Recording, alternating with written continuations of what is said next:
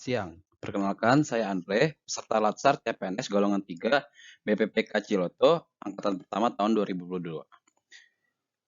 Hari ini saya akan mempresentasikan mengenai seminar rancangan aktualisasi saya dengan judul Upaya Peningkatan Angka Rujukan Pasien Menjalani Program Mengareng HAP di Rumah Sakit Paru Dr. M. Gunawan Partowidikdo Cisarua Bogor. Sebagai pendahuluan, Rumah Sakit Paru Dr. Gunawan Partowidikdo adalah rumah sakit khusus paru tipe A di bawah Kementerian Kesehatan, merupakan salah satu rumah sakit tertua di Indonesia. Rumah sakit ini menerima pasien-pasien paru untuk tindakan paru, namun juga pasien penyakit lain tetap diterima, yaitu kasus-kasus spesialistik lainnya. Salah satunya adalah rehabilitasi medik. Salah satu penyakit yang banyak diatasi di Rumah Sakit Paru Gunawan Cisarua adalah PPOK atau penyakit paru obstruktif kronis. Penyakit ini menyerang paru-paru sehingga menghalangi aliran udara dari dalam paru-paru, menyebabkan pasien kesulitan bernapas. Pasien PPOK ini akan menderita dalam jangka panjang sehingga menyebabkan penurunan dari kualitas hidupnya. Salah satu penanganan dari pasien PPOK ini adalah dengan menjalani pulmonary rehabilitation. Dalam mencapai visinya menjadi Sentra Pelayanan Paru dan Bedah Toraks Nasional, RSPG memiliki misi yaitu mengembangkan pelayanan infeksi paru, kanker paru, intervensi paru, dan bedah toraks, serta layanan penunjangnya, di mana salah satunya adalah rehabilitasi paru, yaitu kita menyusun program Ngarenghap dalam menangani permasalahan yang ada di dalam organisasi. RSPG memiliki nilai organisasi, yaitu integritas, profesional, disiplin, kerjasama, inovasi, dan keputusan pelanggan. Berikut adalah struktur organisasi Rumah Sakit Paru Gunawan Cisarua. Dengan posisi saya adalah sebagai staf medis KSM Non-Paru dan staf medis instalasi rehabilitasi medik, dan memiliki uraian tugas sebagai berikut. Dalam menjalani Latsar CPNS, kami diminta untuk menganalisis isu aktual yang ada di rumah sakit. Yang kami angkat 3 buah, yaitu sedikitnya jumlah pasien rawat jalan rehabilitasi medik, yang kedua adalah pasien infeksi dan non-infeksi menjalani fisioterapi di ruang yang sama, dan yang ketiga adalah rujukan pasien untuk menjalani program mengarang HAP tanggap yang belum berjalan dengan baik. Dengan menggunakan teknik lapisan isu USG, kami coba menapis isu dan mendapatkan bahwa core isu yang akan diangkat adalah rujukan pasien untuk menjalani program ngarang HAP tanggap belum berjalan baik. Dampak isu jika tidak teratasi adalah, pertama, pasien tidak mendapatkan pelayanan paru paripurna sehingga kepuasan pasien menurun.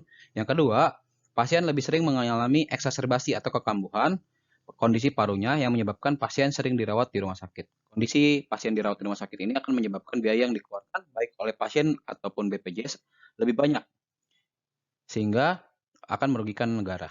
Yang ketiga adalah pasien yang sering dirawat menjadi tidak produktif dan tidak dapat bekerja. Yang terakhir, kunjungan rawat jalan polirehabilitasi medik sedikit, sehingga produktivitas rumah sakit berkurang.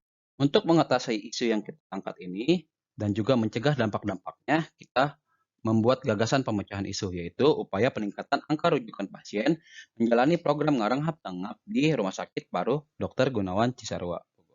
Lalu kami coba membuat analisis penyebab mengapa rujukan pasien untuk menjalani program ngarang hap tanggap belum berjalan baik.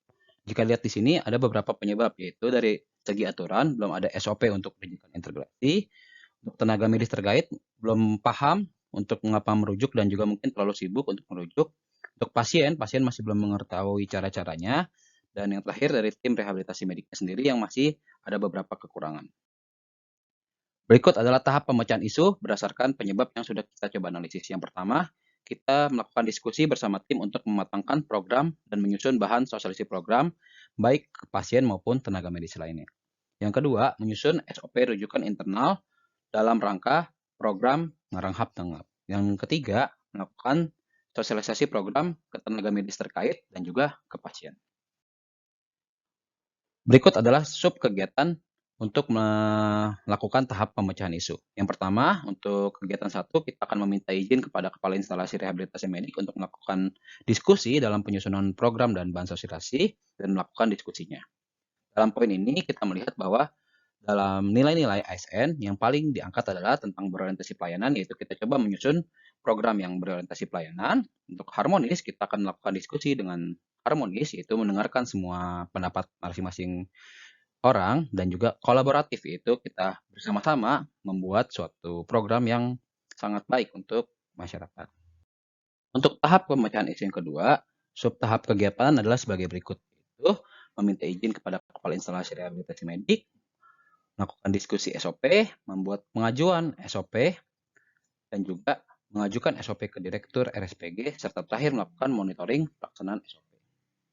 Nilai-nilai dari ASN yang diangkat dari tahap kegiatan ini, yang paling utama adalah tentang berorientasi pelayanan, bagaimana SOP-nya itu dapat sesuai dengan pelayanan yang dibutuhkan, dan bersifat akuntabel sehingga semua elemen masyarakat dapat merujuk pada SOP untuk pelaksanaan kegiatannya, dan disusun berdasarkan kompetensi, serta kolaboratif, yaitu kita menyusun berdasarkan masukan dari berbagai pihak, serta kolaboratif juga ke pihak manajemen untuk dapat mengesahkan SOP dan melakukan monitoringnya.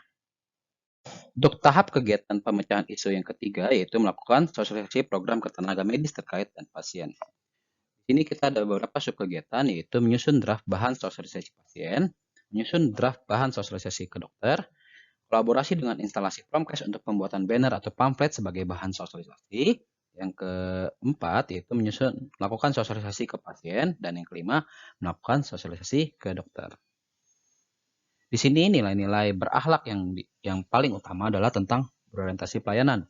Di sini kita mencoba melakukan sosialisasi agar pasien mengerti bagaimana mendapatkan program yang sesuai bagi keinginan mereka.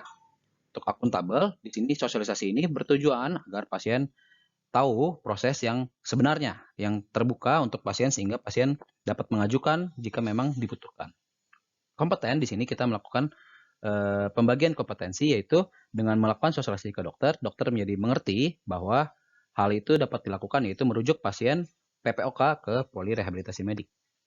Untuk adaptif, di sini kita melakukan sosialisasi secara adaptif, kita akan menyesuaikan dengan kondisi masyarakat untuk melakukan sosialisasinya. Dan kolaboratif, di sini akan berkolaborasi dari berbagai pihak, yaitu salah satunya instalasi Promkes, agar dapat kolaborasi untuk melakukan sosialisasi kepada pasien dan juga dokter. Sekian presentasi saya mengenai rancangan aktualisasi yang akan saya ajukan untuk Rumah Sakit Paru Gunawan Cisarua. Mohon masukan dari Bapak Ibu sekalian. Terima kasih.